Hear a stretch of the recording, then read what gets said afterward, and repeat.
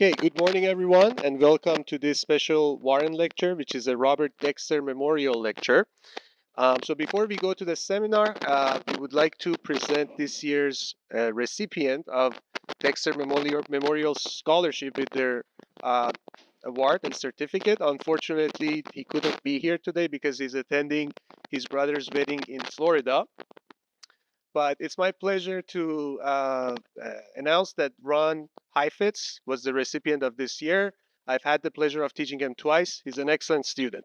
So I'll give him his certificate Monday morning after the lecture. So now on to the Dexter lecture. So it's my great pleasure to welcome Dr. Matthew Eatherton. And the title of the talk is Seismic Design of Steel Diaphragms, Considering Inelasticity. So a bit of a background about Matt. He's the Montiac Betts Professor of Structural Steel Design in the Department of Civil and Environmental Engineering at Virginia Tech.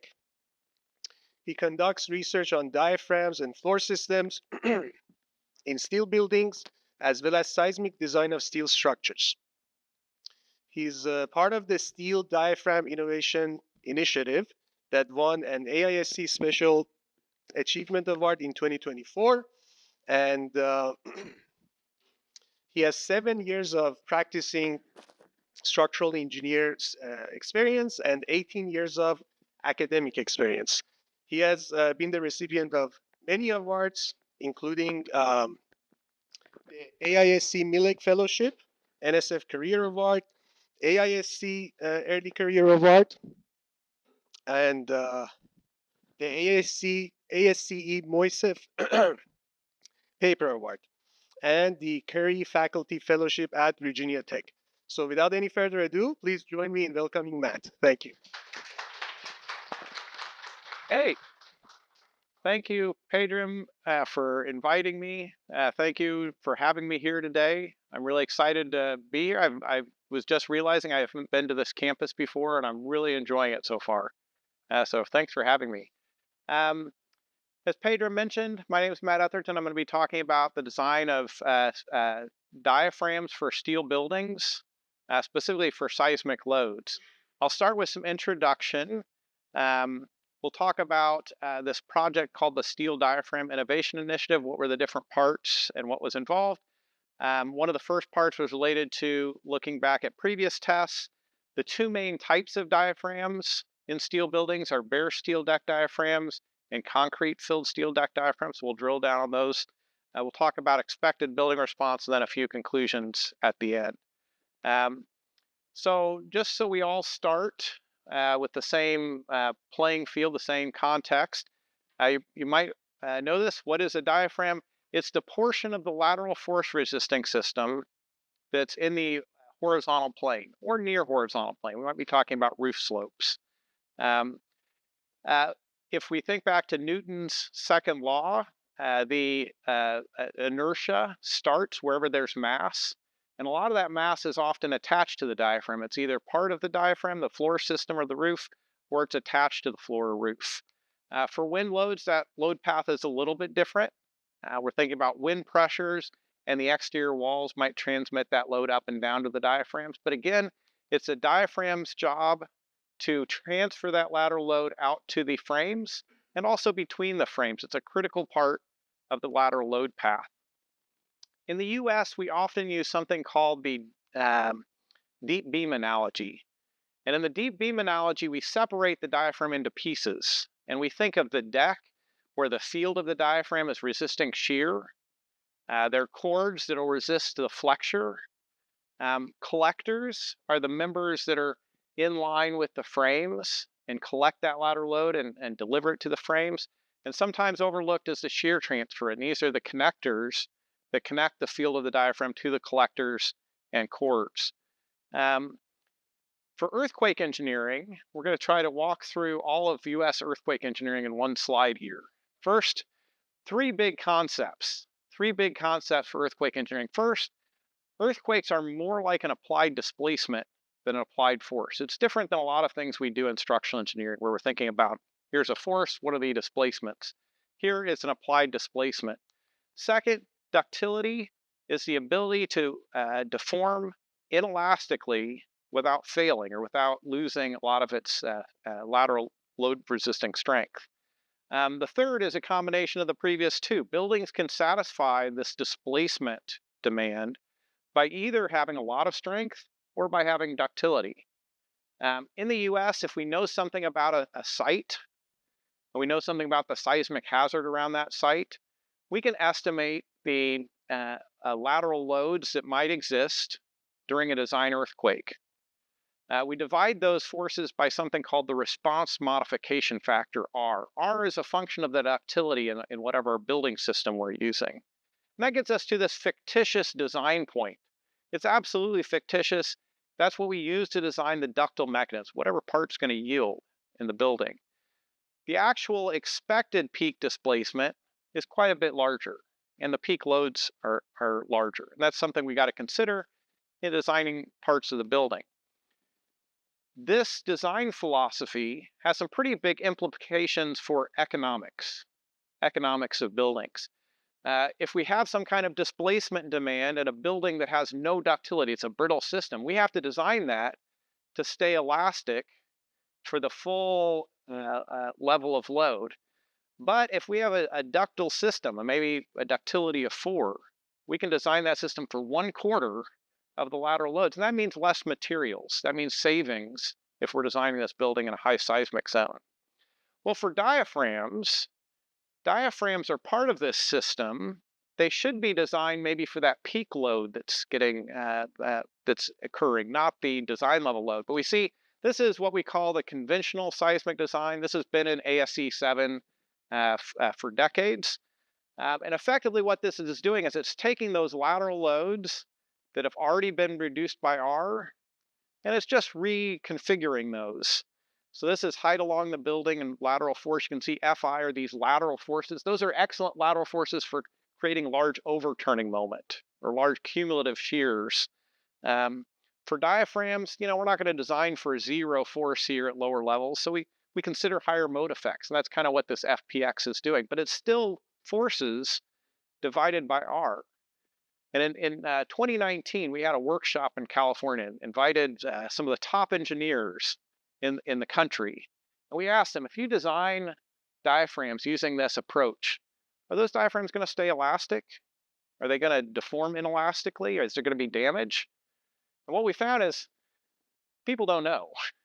There was a lot of discussion, a lot of confusion. This is not mechanics based. And so the answer from that group was confused. But we do have evidence. During the 1994 Northridge Earthquake, this is near LA. In LA region, there's about 100 parking garages. Out of those 100, maybe 20% had some pretty significant damage related to the diaphragms. 6% of them, 6 of them, had partial or full collapse. And this is related to diaphragm deformations. In some cases, it's diaphragms becoming inelastic. That may be a cord that's inelastic. But there's so much deformation. The gravity system, those columns can't take that much deformation, and we get collapse of the gravity system. The lateral load resistance, the frames were still just fine. So this demonstrated a pretty strong need. And in the early 2000s, there was a big research project called the Precast Diaphragm Seismic Design Methodology, or DSDM project. And this was related to kind of those parking garages failures, but they figured things out related to diaphragms that are applicable to any type of diaphragm. One of the things had to do with demands. And they looked at past shake table data, and they also looked at instrumented building data. And what they were finding is here are the design level diaphragm forces that I was just talking about. Measured forces were 2 or 3 times larger. So we're doing a terrible job predicting diaphragm demands. And so the result was clearly a need for a better, more robust diaphragm design approach. It's reasonable to assume the diaphragm inelasticity can help. We can have some ductility in the diaphragm. But we need to understand the behavior of diaphragms. We need to understand their strength. We need to understand their ductility well. This led to something called the alternative diaphragm design procedure. This first showed up in ASC 7 in the 2016, and it's still there in ASC 722. The objectives were to get a better prediction of diaphragm forces, and then explicitly account for diaphragm ductility. I'm not going to go through all the details, but what I want to show you here is this FPX equation is now a function of some kind of acceleration divided by a new R. This is R sub S for the diaphragm. Uh, and it's exactly the same in that it accounts for ductility and overstrength in the diaphragm. And then there's things related to the accelerations I'm not going to go into. In 2016, when this first came out, they had a lot of information about precast diaphragms. There was this huge, uh, multi-million-dollar research project on precast diaphragms. So they had good information about precast diaphragms. For cast-in-place concrete, they said, oh, it's kind of similar to shear walls. Wood, they had some data from diaphragm tests. But for steel buildings, there wasn't a lot of public information. And so steel diaphragms got left out in 2016. We didn't have a good understanding. That led to the research project that I was a part of called the Steel Diaphragm Innovation Initiative. This was led by Ben Schaefer at Johns Hopkins, Jerry Hajar, who's a former University of Minnesota faculty years back, now at Northeastern, Sam Easterling, who's Dean of Engineering at Iowa State, and myself, Raphael Sabelli's an engineer in California, and a lot of students and a lot of partners. The objectives of this project, yes, we wanted to figure out an R sub S factor. That's part of it. That's kind of we had to come out with that or else we weren't doing our job. But really, we wanted to advance the seismic performance of steel floor and roof diaphragms. We're going to do that by better understanding them, better understanding how diaphragms interact with the structure. If the diaphragm's inelastic and the vertical frames are inelastic, how do those things interact?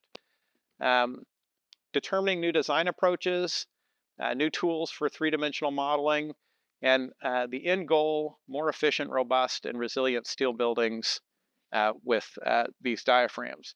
We looked at bare steel deck diaphragms, concrete-filled steel deck diaphragms, standing seam roof, which is more typical in metal buildings. There were three parts or kind of three categories or thrust areas. I'm going to have a slide on each of those and tell you a little bit about them: innovation and practice, experiments, and modeling. On innovation and practice, we started with what's current practice, looking at archetype buildings, designing those with different diaphragm design approaches. We looked back at past tests. We assembled a lot of data that was not previously available.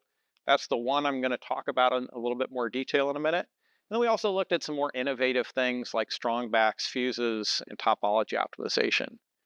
For experiments, these span from small tests on connectors all the way up to large system level tests. Some of these I'll talk about a little bit about connector tests. I'll show you some of the kind of cantilever diaphragm tests that we did. And I'll show you this kind of system level test that was done at Northeastern. Just to give you a hard time with. Go for it. A bare steel deck. What does that mean? I've never seen a bare steel deck. I've got a great slide on that shows, like the different pieces and how you build a bare steel deck diaphragm. Yep. We'll get to that. Standing seam roof is a little bit different. I'm not going to get into that one.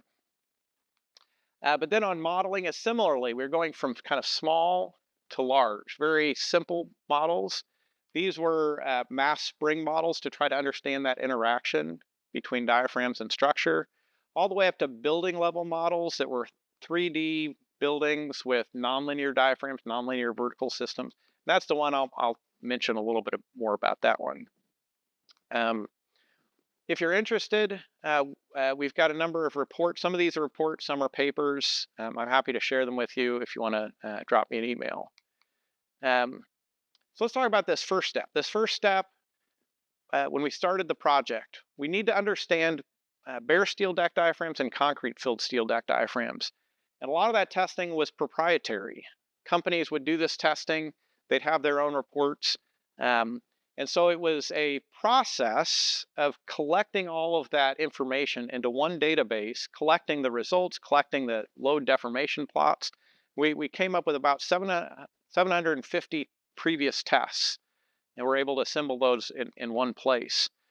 A lot of those tests, we had a load deformation behavior. There was a subset of the 750. We found about 100 that we could really work with that had post-peak data. Years back, people would do a test, and as soon as they hit peak, they would stop the test and say, "Oh, that's all we care about is the strength." Well, that's these days we care a lot more about how things collapse and the ductility. Um, so a lot of these were cantilever diaphragm tests, and we would extract shear strength, which is the force divided by the depth of the diaphragm. So it's a unit shear strength, versus shear angle, which is the amount of displacement divided by the span of the diaphragm. And from these curves, we would extract things like peak strength, the stiffness, and a ductility. The ductility is the point at which we've lost 20% of the strength compared to peak, divided by some kind of yield shear angle, defined as when the slope hits the peak. We're able to do this for groups. This is an example of one of the 6 groups. We had 4 groups of bare steel deck, 2 groups with concrete filled steel decks. Again, we had about 100 tests that we could work with. For concrete filled steel decks, we had about 20 tests. This shows a subset of those, and these were the curves. And you see there's not a lot of ductility, but there's some. And we'd quantify that. We'd quantify the stiffness and the ductility from these tests. Once we had that, we could try to estimate how much ductility a full diaphragm would have. This is different, right? I mean, this is a cantilever diaphragm test. We apply a load. This has constant shear. The shear diagram's just constant. That's not what a real diaphragm looks like, right? A real diaphragm has more of a distribution of shear along the length. And it's really just these end regions that become inelastic and get damaged. And so we have to have a translation from ductility of a subassembly to ductility of the system. And we did a kind of a simplified derivation, making assumptions about the width of the inelastic region, the elastic and the inelastic deformation profiles. I won't go through those details, but we get to something where we can relate this, what we're calling subassembly ductility, to a system level ductility. Using that, we can plug into documents like ATC 19. ATC 19 was a document about how to develop R factors. It's a little bit older now, but it uses 2 components, a ductility part and an overstrength part. And if we run these tests through that process, we can come out with R sub S factors. And I purposely made this small. I don't expect you to read that. But the result is, for concrete filled steel deck diaphragms, we're coming out with an R sub S around 2. For bare steel deck diaphragms, 2.5 if there's mechanical fasteners. I'll talk more about that in a minute. And 1 if it's bare steel deck diaphragms with welded connections. We kind of get a preliminary. This is a starting place. So let's talk about bare steel deck diaphragms. This is what they look like. They've got a few different components, starting with these deck sheets. The deck sheets are usually 2 or 3 feet wide. They might be 40 to 50 feet long. You place these over the supports. There are side lap connections between adjacent sheets. Those side lap connections can sometimes be self-drilling screws. Sometimes it's a mechanical punching. Sometimes it's top seam welds. And then there are connections to the supports. And these connections to the supports can be arc spot welds, power actuated fasteners, self-drilling screws. But you put all this together and it creates a continuous diaphragm. This has shear capacity now from one support being the frame, to the next frame. These bare steel deck diaphragms have a few different types of limit states. A lot of them are related to the connectors. The connectors around an interior sheet failing, the corner connectors failing, the perimeter connectors failing, and then there's also limit states associated with panel buckling. I'm not going to go into all those details. Usually manufacturers will have a catalog and they'll give you strength based on all of these limit states. What we're more interested in is ductility. This was a set of tests done at Johns Hopkins as part of the project. They had a nice testing rig. This was for side lap connections. So there's 2 pieces of deck, 1 piece of deck here, 1 piece of deck here. This is a side lap. It's hard to see, but there's some side lap connectors. One piece of deck is fixed, the other piece of deck is cycled back and forth. Similar with support connections. This is a piece of deck. There's some arc spot welds there, looks like, to the support. And that piece of deck is cycled back and forth. And they looked at a lot of different variables. And one of the big things they found was the difference between welds and mechanical fasteners. Welds have a lot of strength. We knew that. Welds have a lot of strength here. You can see it's more than 2 times more strength from a weld. But not much ductility. Once the weld breaks, and it's usually the deck tears around the weld, it just fractures. There's no capacity left. There's also a lot of issues with weld quality control. Sam Easterling did some nice work probably 30 years ago on this about weld quality. Power actuated fasteners have a lot more ductility. It's tearing of the deck around the fastener, and it kind of bunches up the material in front of it. Very ductile failure mode from mechanical fasteners. So there's this conclusion that to get ductility in a bare steel deck diaphragm, we need to be using mechanical fasteners. And that led to that R sub S equal to 2.5. Concrete filled steel deck diaphragms, what are the parts? Again, we have these deck sheets that are similar. These might be 3 feet wide by 40 or 50 feet long.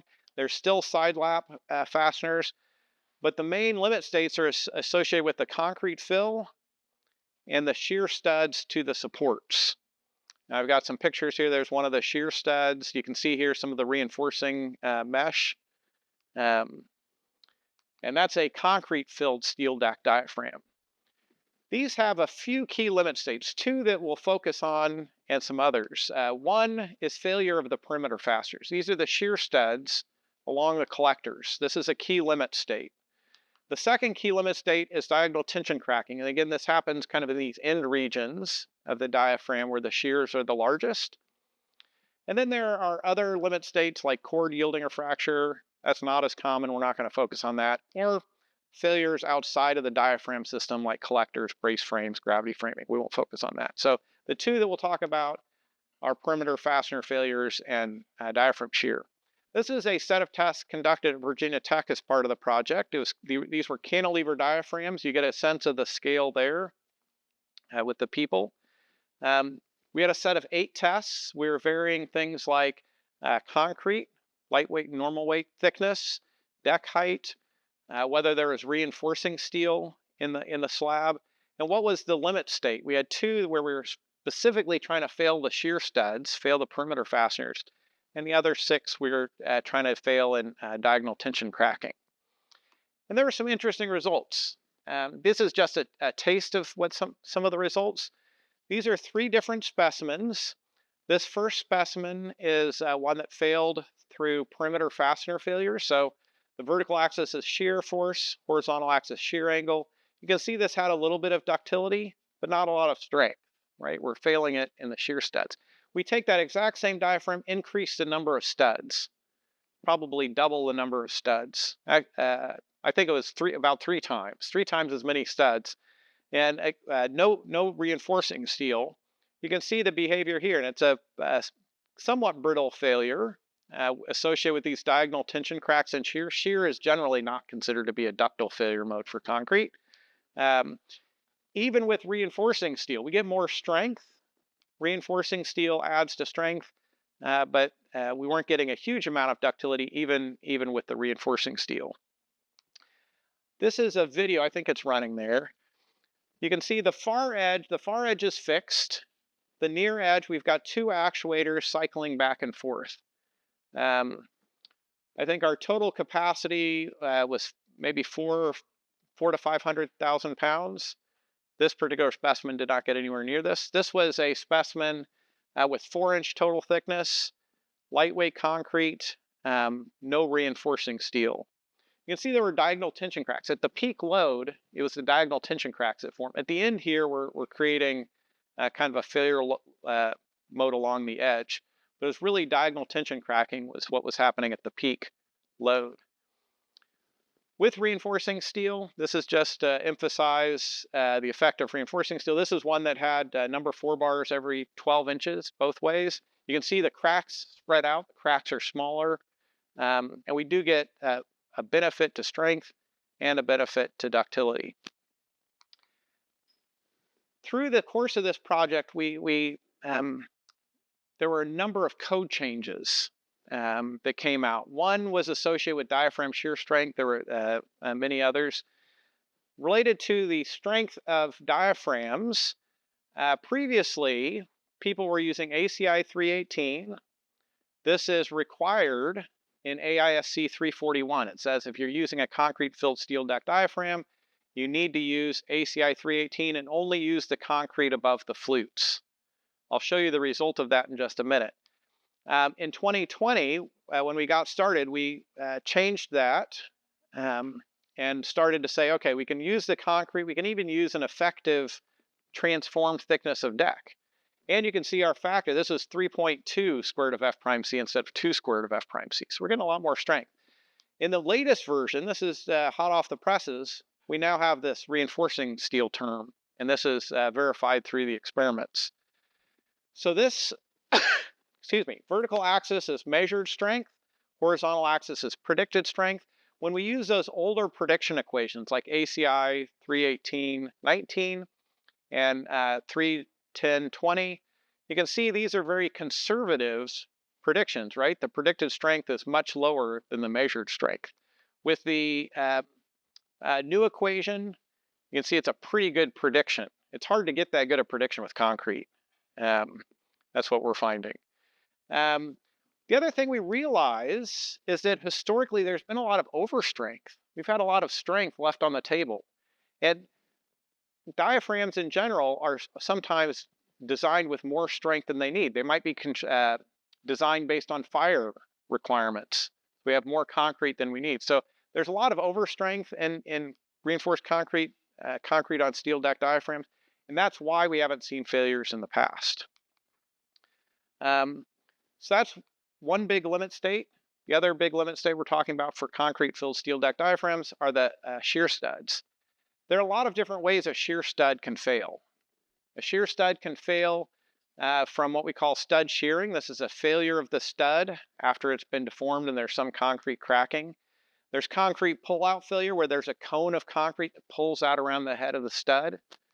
There's something called rib shear. When the stud is near the edge of the concrete, that cone extends to the top of the rib, and that can lead to reduced strength. Or there's something called deck punching failure. If the stud is near the edge of the deck, it can bulge and punch through the deck. It's pretty complex, all these different limit states. This is boiled down into one very empirical equation in AISC. It's trying to capture all of those different things. This, I won't go through the details of this. There's a kind of a concrete lower limit, and then this is based on the stud strength, and there are factors for where the position of the stud is, whether it's in a group. I won't go through that in big detail. There is a requirement in AISC that if a stud's subjected to cyclic loading, we have to further reduce the strength by 25%. There was a set of tests done at Northeastern. Nice, very nicely done cyclic set of tests on shear studs. I don't have time to present that today, but really looked at some of those assumptions. The studs are only welded on the steel deck, not onto one structural member that the steel deck's. They're welded through the deck. It actually melts through the deck and welds into the structural steel below. Yep. So the load path more goes through the stud into the structural steel below. Yep. Looking at how load transfers through a diaphragm, we did some computational studies. We also had a full scale, this was a kind of a system level test at Northeastern. And we're trying to figure out how load transfers through these studs into the supports. This test was probably about 20 feet by 30 feet. Is that about right? You can do the conversion for me. And it was designed to fail the studs along the collector beam. That was supposed to be the lowest limit state, the lowest strength. At about 466 kips of load, this is showing a better representation. This was showing just some dots. That was trying to show something else. This is actually showing the stud layout. So this trying to fail the studs, 466 kips. They had 4 actuators. What happened? They maxed out their actuators. 466 kips. It went way beyond 466 kips. This got to, in one direction, they had 600 kips of capacity. In the other direction, about 800 kips of capacity. So where's all this load going? We make this assumption about collectors. We have these shear studs. We would draw little shear arrows and say it's a uniform shear along that edge. That's not correct at all. We are kidding ourselves that is, we know where the shear is going. So why? Look at all of this concrete bearing on the side of a column. That's a huge amount of bearing area. So the loads, this is more like creating a concrete strut that's going straight to bearing right into the column. And so we make these assumptions about, like a deep beam analogy, we make assumptions about how loads transfer along the collector, but it's such an indeterminate system. We're really not, those are not accurately capturing the load path. So with that kind of convincing ourselves maybe we don't understand the behavior very well, let's zoom out and look at a full building behavior. So this was a set of 3D building models done kind of between Johns Hopkins and Virginia Tech. The goal was first to try to figure out how these systems interact. We have a diaphragm that's become inelastic. The vertical frames are inelastic. How are those things going to interact? Is it really going to mobilize inelasticity of both? One obvious motivation was to evaluate R sub S. That was part of our charge. We wanted to test innovative solutions, and also look at 3D modeling, collapse modeling with 3D inelastic models versus 2D inelastic models. We had 1 story, 4, 8, and 12 story, different types of diaphragm designs, different types of analyses, looking at modal analysis, pushover analyses, and then nonlinear response history analyses. Once you have the building model, it's not too difficult to run these different types of analyses. This is a floor plan. You can see it's a perimeter frame system with a fairly long aspect ratio. This is a 3-to-1 aspect ratio diaphragm, which really pushes the diaphragm more than most buildings. The models were calibrated. The diaphragm was modeled using diagonal truss elements. These diagonal truss elements were calibrated to match some of those tests, some of those cantilever diaphragm tests, both bare steel deck and concrete filled steel deck. This was done using open Cs and a model, constitutive model called pinching 4. The buckler strain braces and special concentric brace frame braces. We had buckling braces and non-buckling braces. Those were also calibrated. This is calibrated based on some test data at UCSD. The brace models were calibrated based on some older tests on tubes. And then we were ready to start running. These are some other details about the boundary conditions, Rayleigh damping, geometric nonlinearity was included, P delta effect was included, some gravity loads. I'll just show that to you just to make sure you see it. Let's see, how are we doing on time? Are we doing all right on time? Okay, wow, I just moved slides. Did not mean to do that. Shouldn't have looked at my watch. Okay. So what did we find from these models? A few things. One of the things we did was essentially lock up the diaphragm, make it elastic. If the diaphragm stays elastic, we can ask ourselves, is that prediction equation, the alternative diaphragm design procedure, is it accurate? Does it accurately predict the elastic level forces? So this vertical axis is the peak force. This is from nonlinear response history analyses. The peak force in the diaphragm divided by that FPX. FPX using an R sub S equal to 1, so not assuming any ductility. And for all of our buildings, it was pretty decent. I mean, it's not right at 1, but within probably 20%.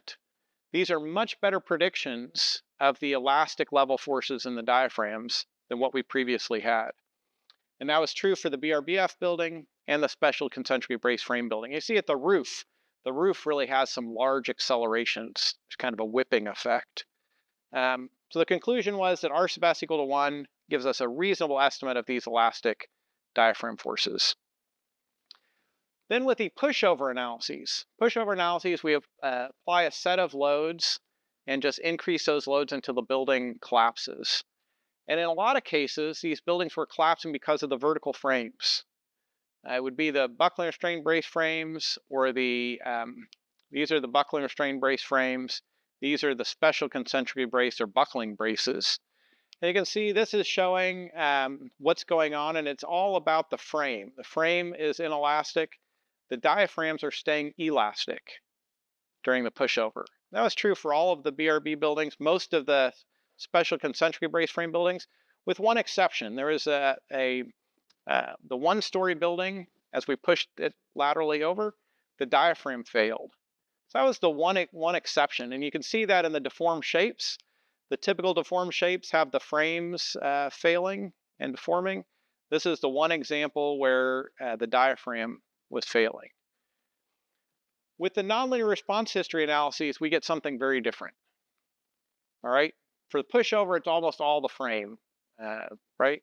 In a nonlinear response history analyses, you can watch the student made some great videos where you can see this shaking back and forth, and you can see the diaphragms start to yield, especially the roof diaphragms. And once they started to yield, the P delta effect, all of that gravity load is now pushed off of center. It's eccentric. And it causes larger displacements, and it's kind of a ratcheting effect where the diaphragm and the frames are both failing at the same time. They're participating together. And so that's what we're observing, that really the failure under an earthquake is a combination of both. And the vast majority of models are not capturing this. Vast majority of our models of buildings are just 2D, or if they're 3D, they're assuming rigid or elastic diaphragm. So this was part of verifying that R sub s was adequate. This is using something called FEMA P695. FEMA P695 is a robust statistical way to evaluate an R factor. And I'm not going to go through what all these results are. You see a lot of passes and some fails here. All of the buckling restrained brace frame buildings passed. We did have some special concentric brace frames. If we were using conventional diaphragm design, it was failing. And then there was a fail here based on for our proposed R sub s values, but that's more related to the special concentric brace frames. These buckling frames have some susceptibility to collapse. So in the end, we decided those were adequate. These 2 and 2.5 values for R sub s were adequate, and that is exactly what appears in ASC 722. A few conclusions. First, the alternative diaphragm design procedure is much better at predicting diaphragm demands, and it's a more robust design method for considering diaphragm behavior in elasticity.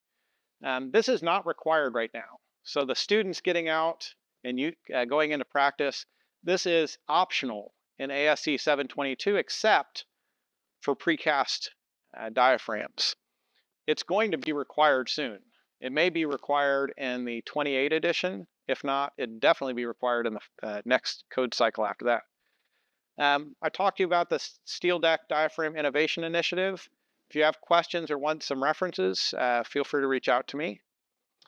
Bare steel deck diaphragms, I showed you a little bit about their behavior, and that they achieve ductility with mechanical fasteners and deformations around the fasteners, not much ductility with welds. Concrete filled steel deck diaphragms, we looked at the 2 big limit states, which are diagonal tension cracking and the shear stud failure. Shear transfer to collectors, the load path is very complex in a diaphragm. It's a very indeterminate system. We make some very idealized simplifying assumptions. Those are not accurate. There's a lot, it's much more complex than that. And the last point is that these RSBS factors have been validated through testing and also through computational modeling. And those are what's included in ASC 722. So I'll end. There's a picture of a group of us at Virginia Tech, a decent chunk of the team, standing on one of our specimens even after it was failed. So still solid, still stable. Yeah. Thanks a lot. Thanks a lot, Matt, for an excellent and engaging presentation. So we have time for a couple questions.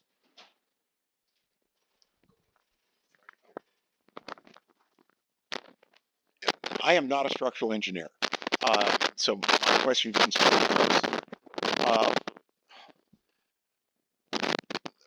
one of my takeaways is we're probably over designing.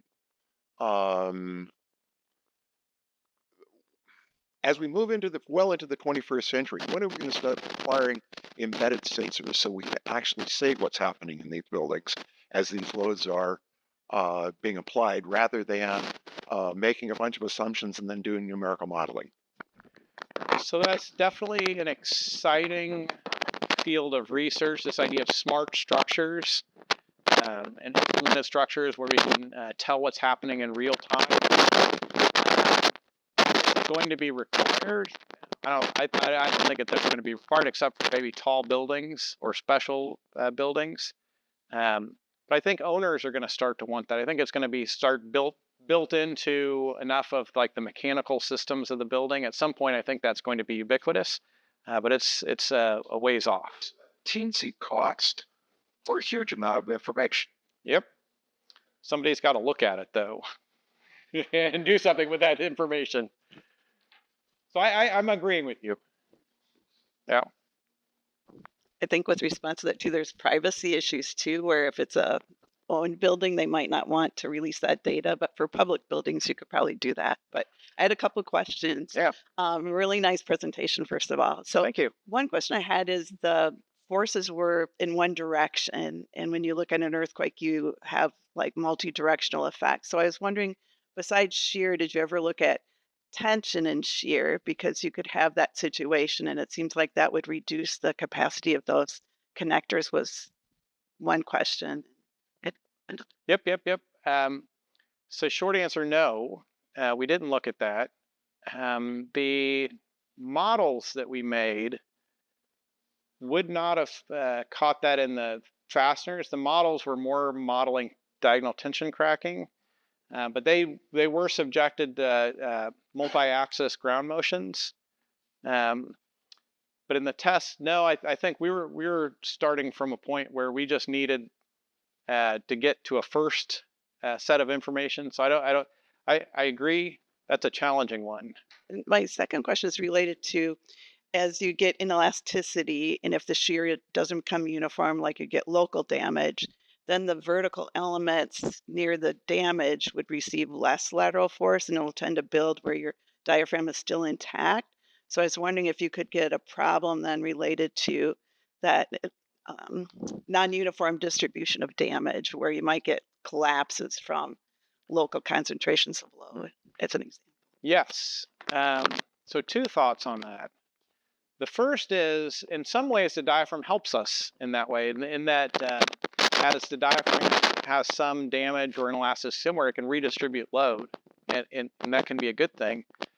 The collapse can more occur. These shear stud connections don't always have a lot of deformation capacity. And if the shear studs start to fail, it can be an unzipping. And that's something that we've been concerned about. And we actually did some modeling. We thought we were going to see some of that in the full system test, and of course, went a completely different direction. So yes, there can be a concern for collapse when the diaphragm starts, those shear studs start to fail, more so from like an unzipping behavior. Thank you. Yep. Any more questions?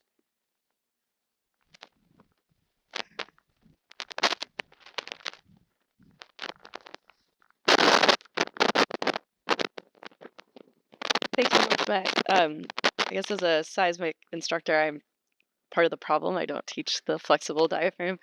or these new diaphragm concepts. Um, I'd be curious what your thought would be on people modeling these structures where they just click rigid diaphragm and move on. Do you think that's an issue based on what you found here, or is it pretty adequate for most if they then include RS in their ultimate? So I think when we talk about rigid and flexible, we're often thinking about the distribution of load to the frames. Hmm. And so if we separate two things, if we separate like how do you distribute the load to the frames from what are the demands on the diaphragm as two separate things. The load to the frames, I'm getting the impression that people are doing more semi-rigid diaphragm modeling. Hmm. So it's not hard to press that button in SAP or RESA or whatever and say, okay, there's a rigid diaphragm, but it's also becoming much more easy to press another button that says semi-rigid, here's a thickness, or here's an E. Hmm. And so I think that's becoming more common. Is that really how the loads distribute to the frames? I mean, that's another question.